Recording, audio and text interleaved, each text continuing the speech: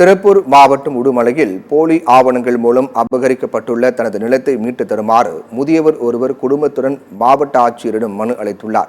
உடுமலை அடுத்த கல்லாபுரம் பகுதியைச் சேர்ந்தவர் சுந்தர்ராஜ் என்பவர் எளையமுத்தூர் பகுதியில் உள்ள 3 ஏக்கர் நிலத்தில் விவசாயம் செய்து வருகின்றார்.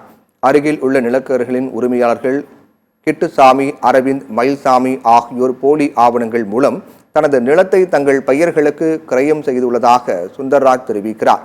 இந்த கிரயத்தை ரத்து செய்து தனது மகன் பெயரில் நிலத்தை வழங்க வேண்டும் என முதியவர் சுந்தர்ராஜ் கோரிக்கை விடுத்துள்ளார்.